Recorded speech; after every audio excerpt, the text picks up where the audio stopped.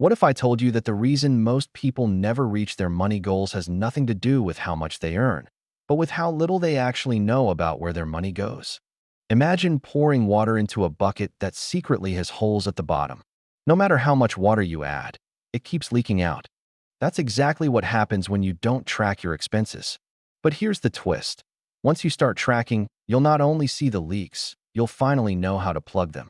And by the end of this video, I'm going to share a powerful strategy that turns expense tracking from a boring chore into the fastest way to reach your money goals.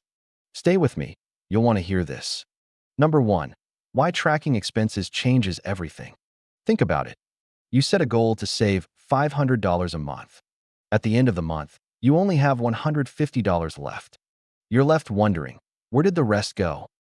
Tracking expenses answers that mystery.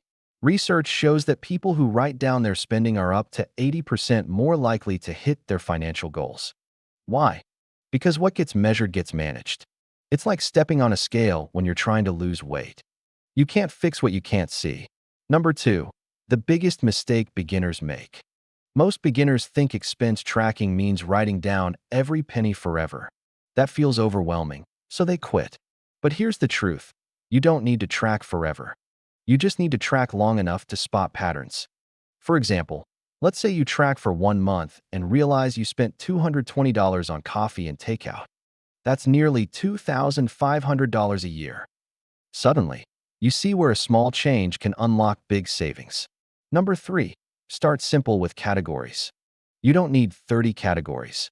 Start with just a few: housing, food, transportation, entertainment, and savings. Example: rent is $900, food is $450, transportation $200, entertainment $100, and savings $150. When you sort things this way, it becomes easier to see which area eats the most of your money. If food looks too high, you already know where to cut back. Number 4. The power of writing it down. You can use a notebook, a spreadsheet, or an app. The key is writing it down the moment it happens. Picture this. You buy a $6 latte. You jot it down. At the end of the week, those lattes add up to $42. At the end of the month, $168. That's more than half of a car payment. Seeing the numbers pile up in black and white hits you harder than any lecture about spending too much. Number 5. Free tools that do the work for you. If you hate writing things down, apps like Mint, Enab, or even free bank trackers can automatically sort your expenses. These tools link to your bank and credit cards, so you don't miss a transaction. One viewer told me that when she used an app for the first time, she discovered 3 different streaming subscriptions she forgot she was paying for. That alone saved her $50 a month. Number 6. Spotting your spending triggers. Tracking is not just about numbers, it's about behavior. You might notice you always overspend on Fridays after work, or that you shop online late at night when you're tired. Knowing your triggers gives you power. If you realize late night scrolling equals $200 gone every month, you can stop the habit and redirect that money toward your emergency fund. Number 7. Turning data into action. Once you track, the numbers must tell a story. Maybe you're spending $400 eating out, but only $50 on groceries. That tells you where to adjust. Imagine cutting dining out by $150 and shifting it into savings. Over a year, that's $1,800 toward your goals without feeling deprived. Number 8. How to stay motivated. Expense tracking feels like dieting. It's easy to start, harder to stick with. The trick is to connect it with your goal. Don't just say, "I want to save money." Say, "I'm tracking expenses because I want to take my family on a $2,000 vacation next summer." Every time you skip a $12 fast food meal, you can think, "That's one step closer to the beach." Number 9. Common excuses that keep you stuck. Some people say, "I don't have time to track." But here's the funny part. It only takes 2 minutes a day. Others say, "It's depressing to look at my spending." But ignoring it doesn't make it better. Think of it like cleaning out your fridge. Yes, it's uncomfortable to see the spoiled food, but once you clear it out, you feel relief and fresh energy. Number 10. How tracking builds wealth over time. Tracking isn't just about cutting. It's about freeing up money to invest. Suppose you track and find $300 in waste each month. If you redirect that $300 into a simple index fund that averages 8% annual growth, in 20 years you'll have over $170,000. That's the real magic of expense tracking. It plants seeds for future wealth. Number 11. The secret weapon, the spending journal. Here's the strategy one promised at the beginning. Keep a tiny spending journal with you. Write down every purchase, no matter how small, but also write a one-line note about why you spent it. Example, lunch, $12, was too tired to cook. After 2 weeks, you'll see a pattern of not just what you spend, but why. And when you know the why, you can finally take control of the how. This is the difference between tracking as a chore and tracking as a life-changing habit. Number 12. Tracking expenses as a couple or family. If you share finances, this step is crucial. Imagine you're tracking carefully, but your partner is still swiping without a plan. You'll never reach your goals. A simple weekly check-in fixes this. Sit down together for 10 minutes, look at what was spent, and talk about what can be improved. One couple I know cut their monthly grocery bill by $200 just by planning meals together after looking at their expense sheet. Number 13. From tracking to budgeting. Tracking is the foundation, but it naturally leads into budgeting. Once you know where your money goes, you can create a plan for where it should go next month.